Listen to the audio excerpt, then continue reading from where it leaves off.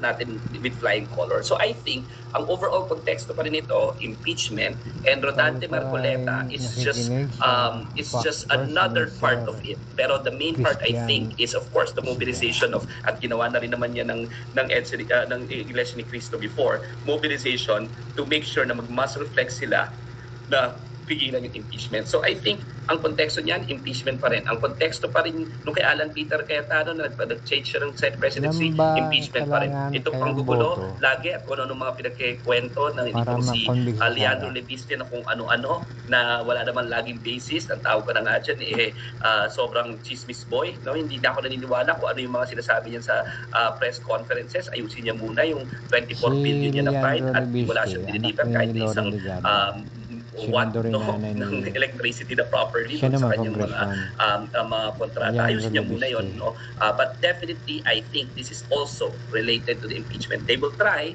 kaya kailangan manmanan natin ng maayos ito. Gusto ko lang rin sabihin na, alam mo kung iba siguro yan, kung mga the usual suspect yan na mga aktivista, pag walang permit, dinidisperse. Correct. Alam mo, di ba? Kaya nga napakamaingat ng mga aktivista kahit nga kami sa Tindig Pilipinas, moderate na nga kami. Like kami kumukuha ng permit, hindi namin kasi gusto bastusin yung taong bayan. Gusto namin silang warningan in advance. Gusto namin i-allow yung gobyerno na mag-prepare ng logistics para ma-make sure that everyone is safe. Hindi yung at the wee hours of the night at 4 a.m. biglang dadagsa yung mga tao, kompleto yung mga bus at ihahara yung mga bus. Siguro kung si Dino De Leon nag-park ng kotse niya sa EDSA, baka ito kaagad. Diba? Ito kaagad no? Pero yung mga bus doon na hinarang para inconvenience delivery yung taong bayan, nagtataka lang ako bakit hindi kaagad ito. No?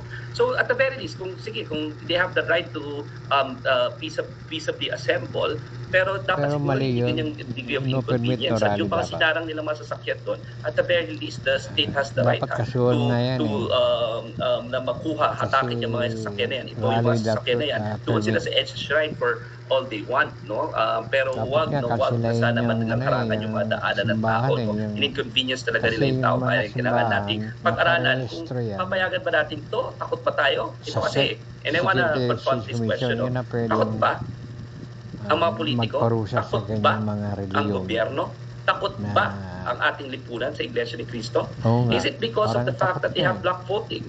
And is it because they are muscle flexing na yung block voting nila? Maybe a determinant sa mga local elections, di ba? At sa mga even sa national elections. Or are we overstating their influence?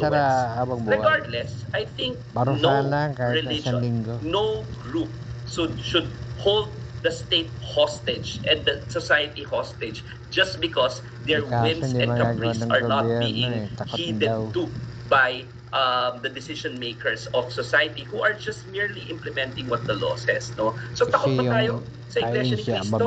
Takot ba tayo pag nagtantrum sila? Takot ba tayo na baka kung sakasakali mga politiko natin ayaw silang i-call out because baka matalo sila sa election at hindi sila endorso? Lagi na lang ba every single time na pag may election tayo, magmamanikubos tayo, hahalik tayo sa mga kamay nila at sisiguraduhin na makuha natin ang endorsement nila. At totoo ba yung mga akusasyon na ang hinihingi nila, let's say for example, mga positions sa gobyerno, at kung hindi, hindi tayo boboto, hindi sila boboto. Yan naman yung mga lagi natin kino-confront, di ba?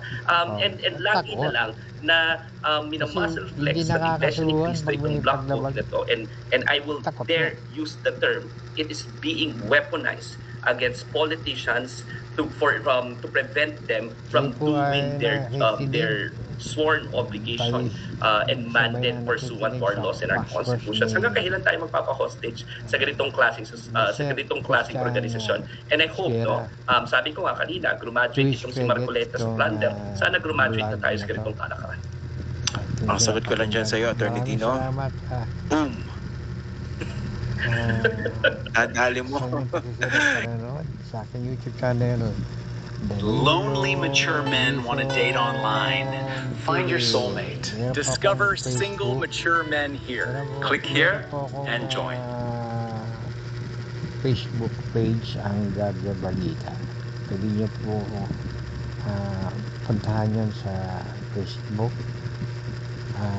Nagpo-post po ko naglalagay po ako ng post almost every day. Pwede po kayo mag-comment sa comment section.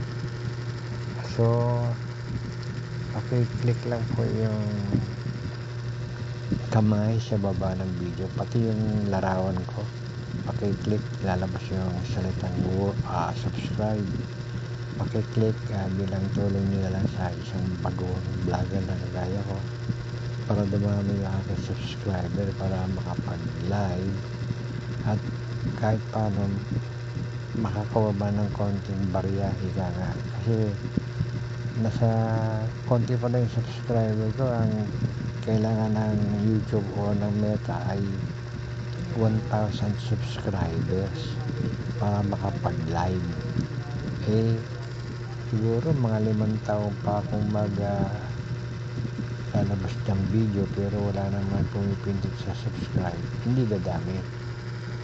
So please, pakipindutan lang yung subscribe. Pag pindot yung larawan ko, lalabas yung the word subscribe, pakiclick yung subscribe. Maraming salamat po kung nagawa niyo yun. Hanggang sa muli po, good day and God bless.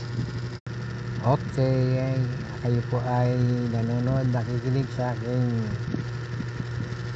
YouTube channel, ang Danilo Dizon TV. At yung isa, Danilo Dizon 2.0.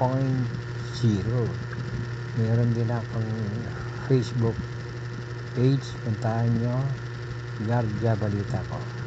So, pakiclick lang yung kamay sa baba ng video at saka yung aking larawan, lalabas yung subscribe, pakipindutan po.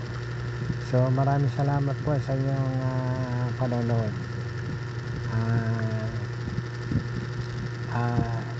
Good day and God bless. Pero si Mau de la Cruz nandun sa kabilang dulo naman sa may Pasay. Lalo na trapiko mula Quezon City hanggang Pasay City. Alamin po natin yung mga bus dito, Biki, galing ng Biki ng ano yung mall dito? Nakalimutan ko tuloy yung mall. Yung mall na malaki sa hindi yung mall. Hindi. Di sa Pasay. Pag yun barado doon, hindi na ang traffic hanggang dito na. Sa may Bendia.